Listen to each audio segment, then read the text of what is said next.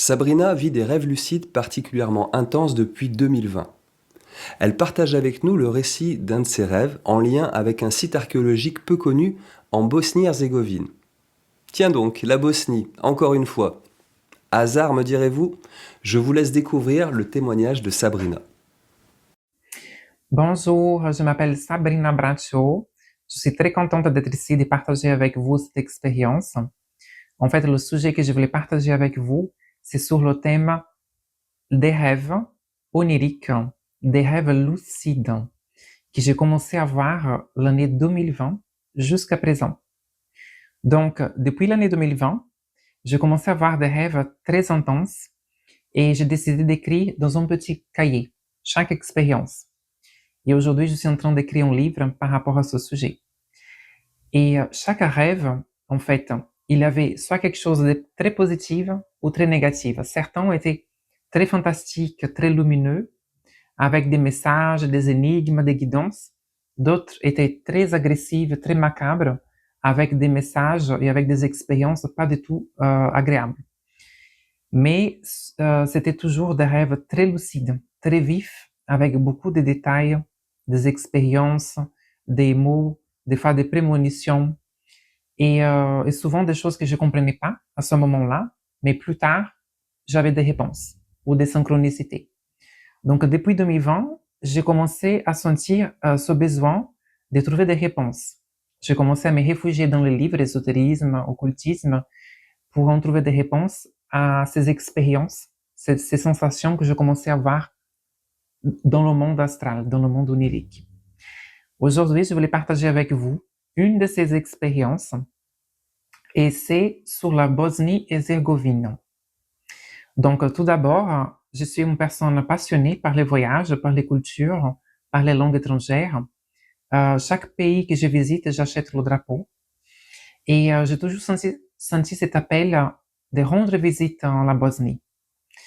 Et aussi parce que j'ai vu sur Internet qu'il y avait un site archéologique, un site énergétique très puissant, pas très connu, à Visoko.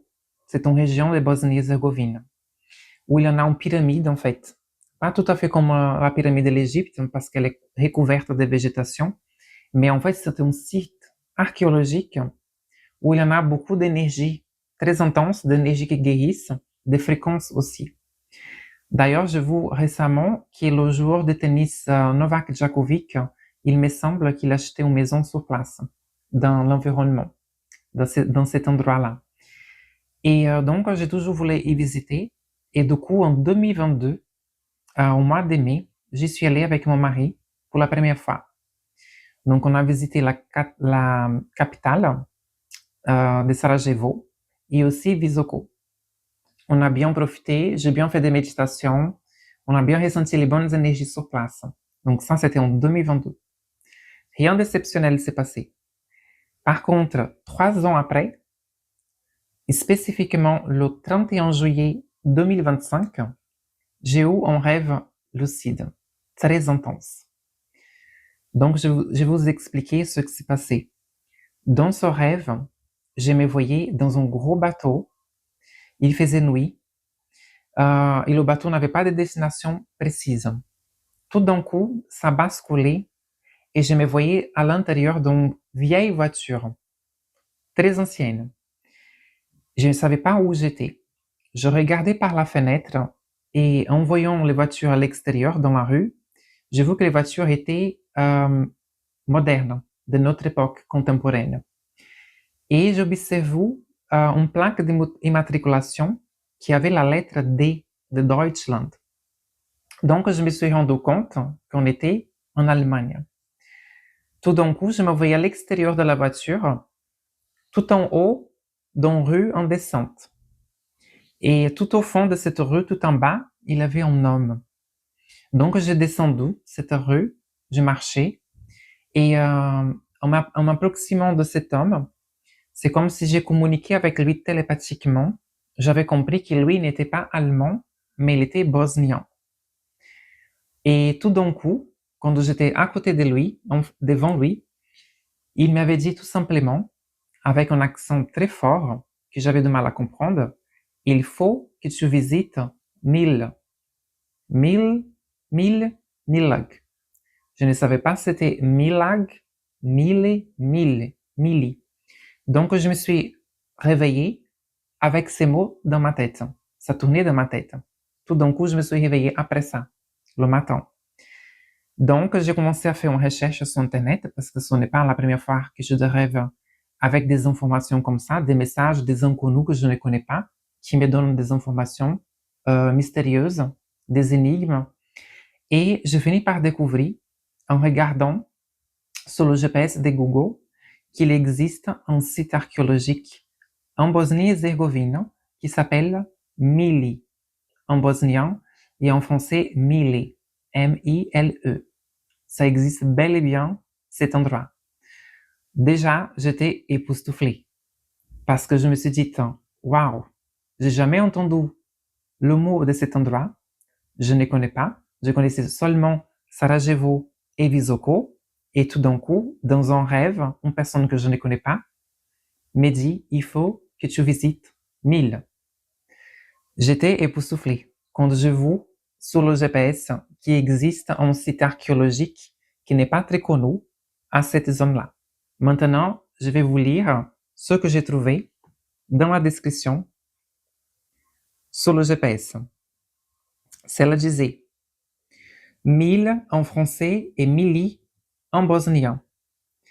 Mile est un site archéologique médiéval situé dans le bassin de Visoko, dans l'actuel village d'Arnautović, près de Visoko en Bosnie-Herzégovine.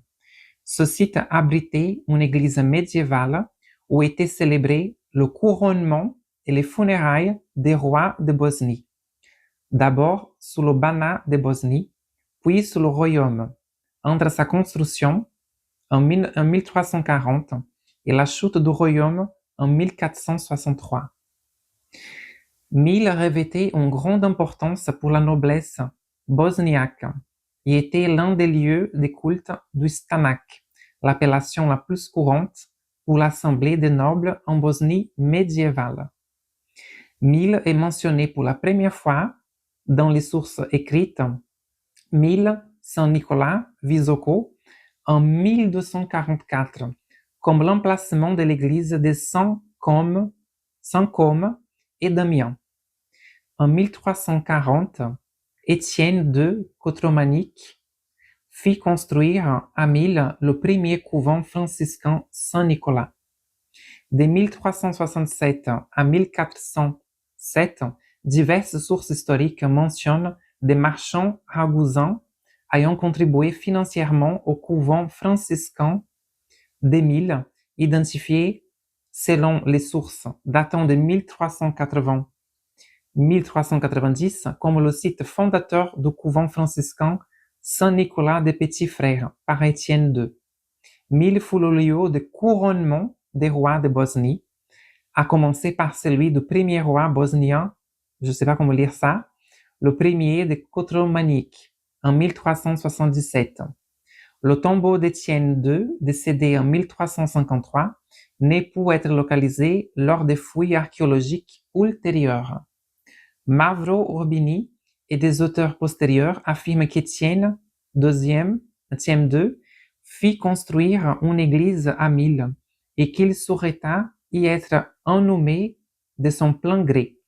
Le tombeau de Civitico, premier roi de Bosnie, fut localisé et identifié dans le mur nord de l'église. Mile a été classé monument national de Bosnie-Herzégovine en 2003. En lisant les commentaires sur Google Maps de ceux qui l'avaient déjà visité cet endroit, celui a particulièrement retenu mon attention. Un lieu fascinant où les premiers rois de Bosnie furent couronnés et inhumés avant les 500 ans de domination ottomane turque. Une énergie intense se dégage des ruines. C'est extraordinaire, j'ai des frissons en ce moment. Et en fait, ce n'est pas fini. Donc, j'ai lu toutes ces informations sur Google Maps et dans la même journée, plus tard, pendant que je faisais la vaisselle, quelque chose m'a interpellé chez moi. En regardant le drap de mon lit, j'ai trouvé cette photo ici qu'affiche maintenant.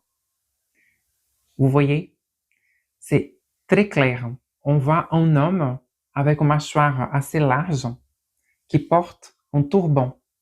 Ça fait un peu style égyptien, très ancien, une sorte de pharaon. Et on voit aussi un petit regard tout en haut à gauche. C'est évident. Quand je vois ça de loin, je me suis dit, mais c'est pas possible. C'est la confirmation de ce que je venais de rêver. C'est simplement incroyable. Je sais pas ce que vous pensez de tout ça, mais pour moi, c'était une expérience exceptionnelle. Merci beaucoup.